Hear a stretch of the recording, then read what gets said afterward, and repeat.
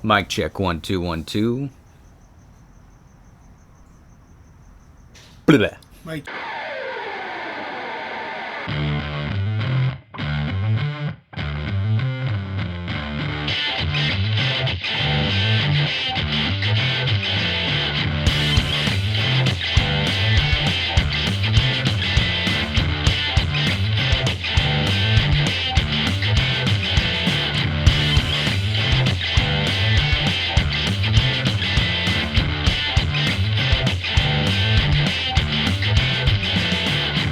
Welcome to the Dude Catholic Podcast. I'm your co-host Adrian, here with the man who's loved by dozens around the world. Don't say that, I'll get in trouble. It's Javier Sandoval. Yo, ¿qué pasa? Órale! Man, setting the Mexican people back 20 years since 1981.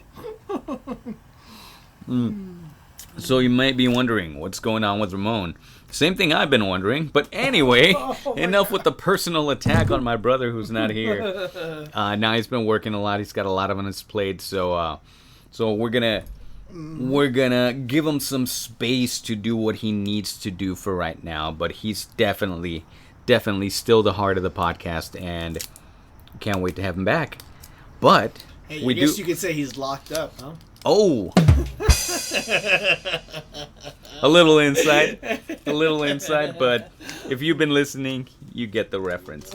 Yeah, so it works for jails, right? Yeah, it's corrections. Today, we start a new series called Crucify Him, with an episode titled Pop. This series is about pop culture, and basically how it's aiming to destroy everything that we stand for. And if you think it's an exaggeration, then the wool has been pulled over your eyes. So, our scripture today comes from Luke chapter 23 verse 21. But they kept shouting, "Crucify him, crucify him." I would say delicious, but that is not delicious indeed. And it's very appropriate because we are recording on Holy Week. Yes. Holy Week, and there's nothing holy about pop culture nowadays. You know, there's many a quotes about what is popular and how right is right no matter how many people are not doing it, and wrong is wrong no matter how many people are doing it. So I'm not going to name them all because I don't know them by heart, but I do know that right is right no matter who's doing it or who's not doing it, and wrong is wrong no matter how many people accept it. And it seems to be the case that people have come to accept that which is against the Lord as being okay. And what I've been seeing a lot lately is that people say, you know what, parents, you're grown, you can control what your children are watching on TV. But where is the line of decency that used to exist? You know, all the stuff that we see on TV, radio, and whatnot. How back then, you know, in the 90s when we were being raised and whatnot, how the risky stuff from back then is so tame for nowadays. I don't know. I wanted to get your take on that, Javier. First of all, I want to say that it feels good to be able to celebrate Holy Week. Yes. Just being at Mass on Sunday. I got to go to Mass on Sunday for Palm Sunday, and last year we didn't get to go to Mass for Palm Sunday. No. And you actually went inside a church, right? I went inside the church. Talking about culture and all that. Being back at church, being able to celebrate inside a church with other, you know, with the faithful, was very moving for me.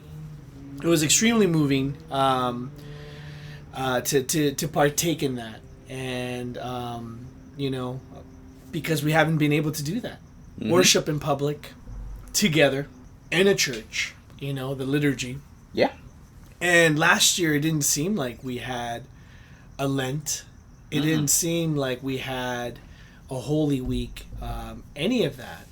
Yeah. It was all pretty much taken from us to a certain extent. Mm-hmm. And because of a virus, right? This virus which has crippled our society, our world, has brought us to our knees, has forever change the way we look at a lot of things, right? And and not to undermine the virus, because so many people have died. I'm sure you know somebody who's died indirectly or directly, whether they be from the cause of the virus or they got the virus and it just complicated their medical condition even worse, whatever. Yeah. But it forever has changed us. Our culture, our society, this virus has forever changed us. And as we begin to look towards some type of normality in our society, we start to ask ourselves, how are we going to get back to being normal? How is, the vaccine. The vaccine is the answer. The vaccine is the answer to bring everything back to normal. And it's funny because the other day I was reading Pope Francis, and lately he's been coming out, and saying some awesome stuff. Some Catholic stuff, right? Some Catholic stuff. Yeah. Who would have thunk the Pope saying Catholic stuff? God. And he said that the devil has been using the pandemic to for his gain. And that's obviously not a direct quote. But I thought it was. Instagram. But it's so true how the devil has used the pandemic. Look at all these things that have come about in our culture. All these radical ideas have fully come to fruition and to the forefront of our doorsteps or of our homes, for God's sake. So many things that have permeated our culture because of the pandemic, and one of them obviously being how churches were closed. Yeah, we were not allowed to go to church inside to worship, not necessarily in our homes, but together with others, because we need community. Yeah. Not only as Catholics, as humans, as Jesus, obviously he had community. That's why he had 12 apostles. That's why he sent them out always in two. You need community. So this whole idea of Jesus and me is not very biblical at all, no. Right? Jesus made a church. He made a family. We come to God as family. God himself is family. So, anyways, and I think that the way we come back to normality is obviously through God, through seeing ourselves for who we are, how God views us as human beings.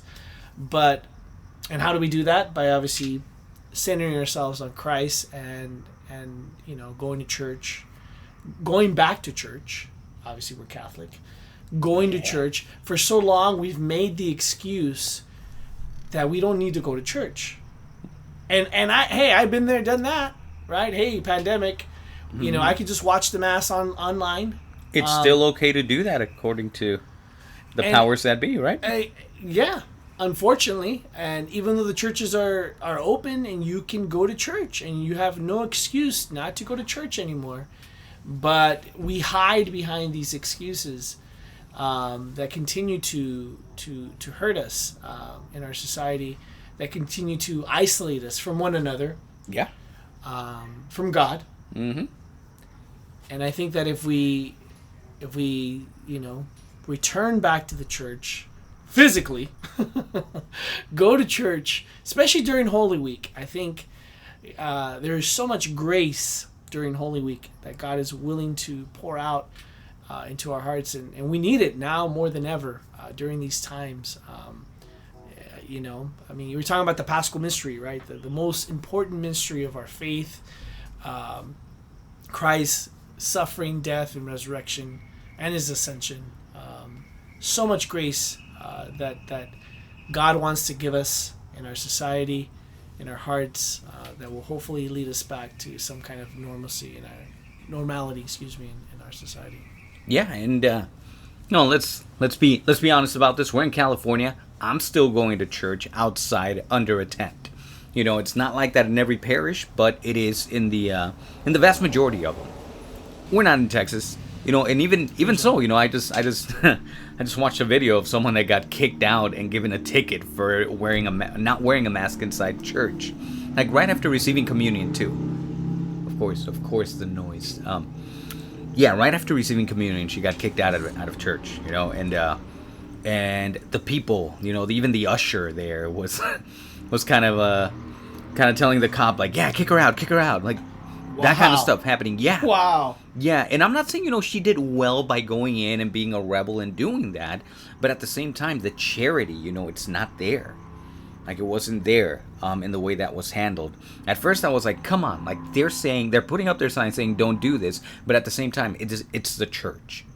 It's the church, and I get so bitter. I have mixed feelings about this, Like, because when I go to a business, I'm wearing my freaking mask. I'm being a good boy. I'm following the rules. I'm a rule follower. I'm Catholic, But that doesn't mean that's what I believe. And when we talk about being pastoral, I feel like people are doing that in a wussy kind of way. It's like, let's be pastoral. Let's allow sin or sinful behavior for the sake of not losing members. I don't know why I started talking about this, but just thinking about, like, yeah, we can go back to church, but we still have restrictions, and the vaccine is still not doing much in the eyes of society. Because I have the vaccine. I got the first shot this week. My wife got the second one. I'm gonna get the second one in May. Why? Because I know that there's gonna be some backlash at work, and I'm gonna keep my job. I'm not gonna stop working. And it's just kind of it's a weird situation that we're in right now. We're coming out of it, but some people are really trying to hold on to this, and what it's done to our culture and what it's done to our church. And what you said about Pope Francis, he has been coming out saying some Catholic stuff, which is, refreshing, especially because we've had some conversations about our leadership, especially at the Vatican. And when he said that, that's so true. The devil is an opportunist. This is why, oh man, when you were talking, I was like thinking about the microcosm and the macrocosm, where you think about something that you put in a microscope, and the smallest stuff looks like a solar system, and the biggest stuff looks like a solar system. And so it's just, you look at the smallest picture and you look at the biggest picture, and it rhymes. Like, they look alike. When we look at our lives, when we think about the moments when the devil creeps in, he creeps in when we're sick, when we're lonely, when we're tired, when we're hungry, when we're angry.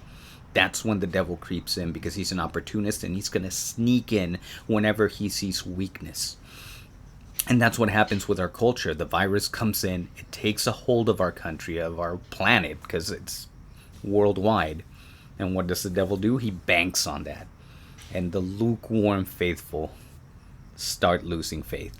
Yeah, and that's why there's still a push for just that, to keep schools closed, to keep anything that's going to isolate us from each other, that's going to rob our humanity, that's going to rob our uniqueness as human beings, our ability to see each other's faces, for God's sake. The other day, I it's funny, I obviously I'm a teacher like you are, and I ran into a student at somewhere, I forgot where, but actually it was right after school, outside of my school. He was coming out of practice, and he had his mask off because he was coming up from the field, and I had my mask off because I'm in the parking lot, and you don't need to have your mask on in the parking lot. There's not a lot many people, and he's like, "Hey, Mr. Sandoval," and he's like, hey, can I do this or do that for this assignment or whatever? And I'm like, looking at him like, who the heck are you? Because I've never seen his face before, right? I mean, I've seen his face, but like maybe in the beginning of the semester when I saw him on Zoom, and even then it's completely impersonal because via camera. I've never seen him in person because there's always wearing that mask, and I don't know what he looks like without a mask. And I remember, and I felt terrible that lack of interpersonal communion or interaction, that recognizing somebody, I know his name, but the association or the disassociation with his face is something that just threw me off. Again, going back to the whole community thing, having community has really crippled us as people, and has made it a lot easier to say that we're not united, that there's hate, that hate permeates our society. You constantly see people shoving this whole idea of racism and, look at these shootings, they're anti this, they're anti-black, they're anti-Asian, they're anti, whatever. And these ideas are so easily sold and promulgated in our society because we're so disunited. We're so ununited in our society that people buy into that. Mm-hmm. Because we've lost any sense of any communion that we did have, which wasn't the greatest, but whatever communion we had or interaction we had, we completely lost all of that, and we all became an island to ourselves. So it's a lot easier for us to buy into all these ideas that, yes, hate exists, and yes, those people are transphobic, yes, those people are homophobic, yes, those people are racist, and they're this, they're that, because we're not interacting with each other. And because we're not interacting with each other, it's easier for us to believe these ideas that are so shoved down our throats, and we're brainwashed by the media, by everything around us. Politicians, everyone around us is constantly, shoving these ideas down our throats, which is sad because it's only causing more problems in our society, and causing more hate, causing more problems, and it's really sad. It's dividing us. I mean, when Dr. Seuss is racist, then you have to reevaluate whatever the heck is going on. Mm-hmm. And we're going to deconstruct that a little bit more on the next episode. So stay tuned.